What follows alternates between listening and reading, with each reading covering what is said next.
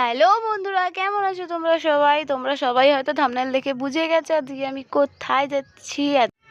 আজকে শোনা যাচ্ছে সোনার মামা বাড়িতে অনেক দিন পর, আর যেহেতু আমরা বেশি গিয়ে থাকা হয় না, তো যেহেতু ওনারা দুজনেই কাজ করেন বাইরে, বাবা মা উভয়ে, আর ভাই তো বাইরে থাকেই, তো তাই জন্য রবিবার দিন তো ছুটি থাকে, তাই আমি রবিবার দিনই একটু যাওয়ার চেষ্টা করি। আর এই যে ওইখানে রেডি হয়ে গেছে, আমিও রেডি হয়ে গেছি, ওকে এই জামাটা পরিয়েছি, সাদা জামাটা, এই জামাটাও তোমরা আগেও দেখেছো ওকে পরিয়েছি।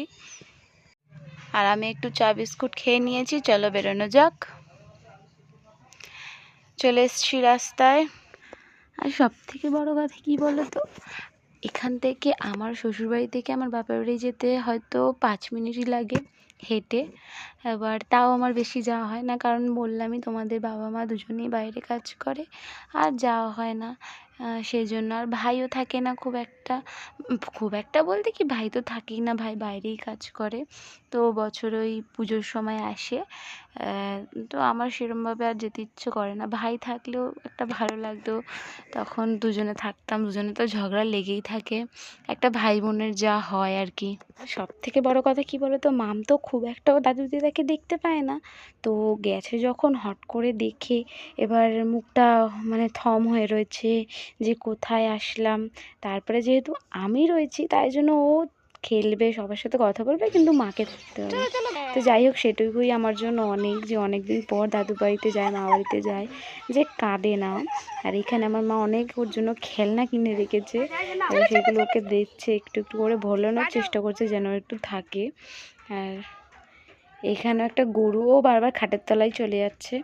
আর যেটা ভাইয়ের কথা বলছিলাম, ভাই থাকলে যা হয়, এই তো কদিন আগে দুর্গাপুজোর সময় এসেছিলো, তো তখন আমি গিয়ে এক সপ্তাহ মতো ছিলাম। আর ভাই থাকলে বেশ ভালো লাগে। আর সবাই বলে যে পিটাপিটি ভাই বোনের মারপিট হয়, কিন্তু তোমরা বিশ্বাস করবে না, আমার থেকে আমার ভাই 3 বছরের ছোট, কিন্তু আমাদের যা মারপিট হতো মানে ধারণার বাইরে। খুব মারপিট হতো আমাদের, খুব মারপিট। ও আমাকে উড়ে উড়ে মারতো। আর ওই মারপিট মানে কি বলবো, আমি ওকে খুন্তি দিয়ে মারতাম, ও আমাকে উড়ে উড়ে ঘুষি, আমার ভাই খুব ঘুষি মারতো আগাগোড়াই। আর এই যে দেখো, তো এখন থাকে না ও, আমার ওই জন্য আরও ভালো লাগে না যেতে। ও যখন থাকে তখন আমি গিয়ে অনেক দিন করে থাকি, যখন আসেও। তাও 1 বছর, যে বছর প্রথম গেছিলো ভাইফোঁটায় কাজে, সেই বছর ভাইফোঁটায় আসেনি, মানে সেই বছরই গেছিলো বলে আসেনি ভাইফোঁটাতে। আর তো আমিও আর যাইনি ভাইফোঁটাতে। তার পরের বছর এসেছিলো, তার পরের বছর সব ভাইদেরকে ফোঁটা দিতে গেছিলাম। এবার দেখি এবছর আসে কিনা। আর এই যে এখানে একটা গাড়িও বার করেছে, অনেকগুলো খেলনা দিয়ে ওকে রেখেছে ভুলিয়ে, যেন ভুলে থাকে। আর কিন্তু আমি কোথাও নড়তে পারবো না, আমাকে বসেই থাকতে হবে। আর যেদিন আমি বাড়িতে গেলাম, তো সেদিন তো যেহেতু দুজনেরই ছুটি ছিল, তো বাবা রান্না করছিল স্পেশালি। আর আমার বাবা খুব সুন্দর রান্না করে, তোমাদের কোনোদিনও কোনো রেসিপি রান্না করলে দেখাবো, আমি তোমাদের সাথে শেয়ার করব। তো সেদিনকে বাবা মাংস করেছিল আর নোটে শাক করেছিল, তোমাদের দেখাবো। আর এখানে বাবা ওই যে বসে মশলা করছে, আর এইখানে আমি ওর সাথে একটু খেলার চেষ্টা করছি, ওকে একটু ভুলিয়ে রাখার চেষ্টা করছি, কারণ মার কাছে গেলেও যাবে, কিন্তু আমার বাবার কাছেও যাবে না। মানে দেখলেই হয়ে গেছে, আমার কোলে লাফ দিয়ে উঠে পড়বে, যে যাবে না, ওকে নিয়ে তাও বাইরে বেরাচ্ছে, ঘুরছে, কিন্তু তাও বাবার কোলে থাকবে না, কিন্তু তাও দিদুনের কোলে থাকবে, কিন্তু দাদুর কোলে যাবে না। আমার মা ওটাই বলছে, নাও, যার জন্য রইলে সেই তোমার কোলে যাচ্ছে না। এই নিয়েই হাসাহাসি হচ্ছে। আর এখানে ওর সাথে একটু আমি খেলছি টর্চটা দিয়ে। এই টর্চটা আমাদের খুব ভালো, কারেন্টে চার্জ হয় টর্চটা। আর এই যে দেখো, খেলতে খেলতে আমি শুধু ভাবছি যে আমাকে তো কোথাও নড়তে দেবেই না, তাও ঠিক আছে, ও খেলছে খেলুক, ওই হাফ বেলার জন্য যেইটুকুনি এসছি।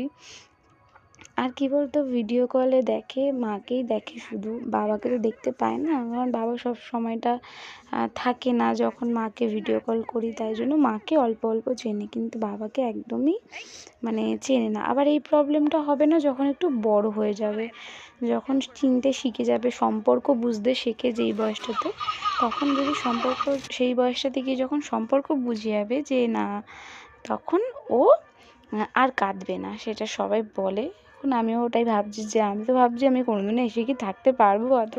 তারপরে না, ওটাই আমার শাশুড়ি মাও বলছিলো যখন একটু বুঝতে শিখে যাবে, চিনতে শিখে যাবে যে না ওটা দাদু ওটা দিদু নয়, তখন ও ঠিক গিয়ে থাকবে। এই বয়সটাতে তো এখনও বলতে পারে না, আর তাই জন্য আমি বুঝতেও পারি না যে ওর কী হচ্ছে। দেখে তো মানুষকে একটা বোঝা যায় যে ও চিনতে পারছে না বলে ওনার করলে যাবে না। আর এই যে এখানে আমি এসেছি বলে মা আবার ভাইকে ফোন করলো, ভিডিও কল করলো। ভিডিও কল করে বলছে যে আমি কি বলে ডাকবো মা। আমি তখন বলছি কিচ্ছু বলে ডাকতে হবে না, তুই যেটা হোস তুই সেটাই বলে ডাকবি, তুই মামা হোস তুই মামা বলে ডাকবি। তখন ও বললো হ্যাঁ ঠিক বলেছিস, মামা বলেই ডাকবো। তারপরে ও বলছিলো ও মামা করছিলো। আর আমার মেয়েকে দেখো না, আমার ভাইকে মনে হয় চেনে, ও সামনে আসলে কোলে যাবে না, ও ভাইকে চেনে আর দেখছে। এবার হাতে নিয়ে দেখবে, দেখি তো কে এটা, হাসি দেখো না, মানে মামাকেও চেনে। এদিকে মামা বিদেশে থাকে, বউ দূর দেশে থাকে, ওখানে দেখছো ওর মামাকে। আর আমার ভাই ঘুম থেকে উঠেই ভিডিও কল, মানে মাকে ফোন করে, আর ভিডিও কল ধরতে বলেই ভাই ভেবেছে ও দিদি এসছে, তারপরে আমার সাথে একটু কথা বললো। আর আগে জানো তো আমার ভাই আমার থেকে একটু হাইটে শর্ট ছিল, তো এটা নিয়ে ওকে আমি অনেক খচাতাম, নাটা নাটা বলতাম যে তুই আর লম্বা হবি না, মানে এরকম করতাম। আর এখন ওর হাইট দেখলে বুঝতেই পারবে না যে ও আমার দিয়ে এত ছোট, যে কত লম্বা আমার থেকে। আমি শুধু ভাবি, মানে এখন ও আর বাবা পুরো সেম হাইটের হয়ে গেছে। আমি সেদিনকে একটা ফটো দেখছিলাম, যে ও আর বাবা যে দাঁড়িয়ে আছে, বাবা আরও পুরো সেম হাইটের হয়ে গেছে। আর আমি শুধু ভাবি আমি ওকে কত রাগাতাম। আর এই যে এখানে এই দেখো নোটের শাক, একটু আলু ভাজা, আর বাবা ওই যে ওখানে কড়াইতে মাংস নাড়ছে। আর এখানে আমি ওকে একটু স্নান করিয়ে নিয়েছি, মানে অল্প একটুখানি জল গাটা মুছিয়ে দিয়েছি উষ্ণ গরম জল করে, কারণ এসছি। আর আমাদের ঘরটায় খুব গরম লাগছে, যেহেতু আমার শ্বশুরবাড়িতে এতটা এখনও গরম পড়েনি, এখন একটু ঠান্ডা, যেহেতু আমরা ঝিলের পাশ করে থাকি তাই এতটাও গরম পড়েনি, কিন্তু আমাদের ঘরটা খুব গরম। মা যেখানে থাকে মায়ের বাড়িটা, ঘরটা খুব গরম, যতই টালির বাড়ি হোক কিন্তু গরম, যেহেতু ছোটো ঘর না, তাই জন্য গরম হচ্ছিলো আর পাখা চালিয়ে রাখতে হয়েছিল। আর এইখানে মা পুজো দিচ্ছিলো, আর ও মাকে যেভাবে দেখছিল, ও যখন ঠাম্মি পুজো দেয় তখন এরমভাবে দেখে, আর দিদুন পুজো দিচ্ছে সেটাও দেখছে, দিদুন কীভাবে পুজো দিচ্ছে। আর এইখান থেকে দেখো সিংহাসনের ডিস্টেন্সটা তো অনেক না, ও বারবার গিয়ে সিংহাসনটা নাড়িয়ে দেয়, কোন দিন না গিয়ে সিংহাসন আমার মায়ের উল্টেই দেবে ও, মানে সিংহাসনটা ধরে এরম নাড়াতেই থাকে। এর আগের বারে গিয়েও ওরকম সিংহাসনটা নাড়াচ্ছিলো, আমি যতবার হাত দিচ্ছি, হাত সরে দিচ্ছি, ততবার গিয়েও হাত দিচ্ছে, কোন দিন উল্টে দেবে সিংহাসনটা, এটাই শিওর। আর এই যে আমিও স্নান করে নিয়েছি, নাইটি পরে নিয়েছি, আর দেখছে কি করছে দিদুন এটা কী করছে। আর এই আমার মায়ের এখানে যে আলপনাগুলো দেখছো, এর আগের বারে যখন গেছিলাম আমি, তখন এই আলপনাগুলো আমি দিয়ে দিয়েছিলাম। মায়ের লক্ষ্মী পুজো হলে তো আমি যেতে পারি না, যেহেতু ঘরেও থাকে, তাই মা বলেছিল তুই একেবারে আমাকে একটু আলপনা দিয়ে যাবি, তাই আমি রং দিয়ে দিয়েছিলাম, যেহেতু পুজোর সময় যেতে পারি না আমি, তাই জন্য। আরও ভালো মতো পুজো শিখছে দিদুনের থেকে। আর আগে পুজো নিয়ে আমার যে দিদুন আছে, তো যখন আমরা দিদুনদের বাড়িতে সব ভাই বোন থাকতাম, তো আমার দিদুন অনেক করতাল কিনেছিল, একটা করতাল, ওই করতালটা নিয়ে আমাদের মারপিট হতো, কে বাজাবে ওই করতালটা। তো সবার মধ্যে, আমার দিদির মধ্যে মারপিট হতো।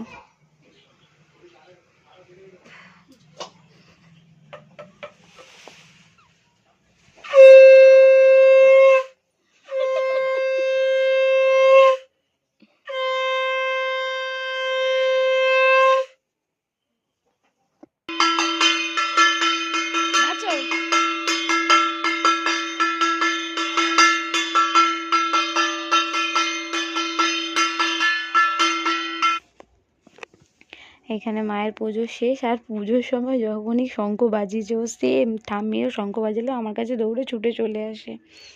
আর এখানে ভাত শাক নিয়ে নিয়েছি, আলু ভাজা আমি খাবো না, তাই আলু ভাজা দিতে বারণ করেছি। আর এই যে এইখানে নিয়ে নিচ্ছি মাংস। এইবার ওর নাচ দেখো, ও আমাদের বাড়িতে একটা মেয়ে থাকে দিশা বলে, ও আমার একটা ছোটো বোনের মতো হয়, ও ওরা যখন ও কয়েকটা ওর বন্ধুদেরকে নিয়ে এসেছিলো, আর ও বুঝতে পারছে না ও 3 জনের মধ্যে কার কাছে যাবে। ওর মাথায় হেয়ার ব্যান্ড ছিল বলে বারবার ওর দিকে তাকাচ্ছে, আবার ওর মাথায় হেয়ার ব্যান্ড নেই, ওর চুলটা এরকম, কার চুলটা ধরে টানবে। জানোই তো চুল টানতে কত ভালোবাসে। এবার দেখো ওকে শুধু।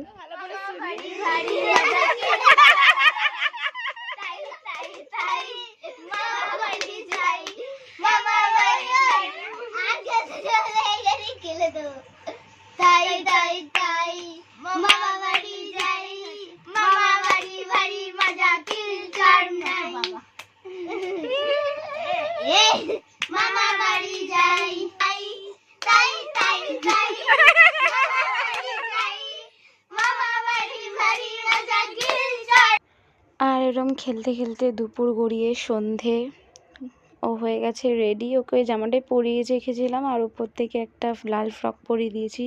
তো আজকের ব্লগটা এইটুকুনি। চলো বাড়ি যাই, আর বাড়িতে গিয়ে তোমাদের নতুন ভিডিও দেবো আরও। তো ব্লগটা ভালো লাগলে চ্যানেলটা সাবস্ক্রাইব করে একটা লাইক করে ভিডিওটা শেয়ার করে দিও। আজকের মতো টাটা।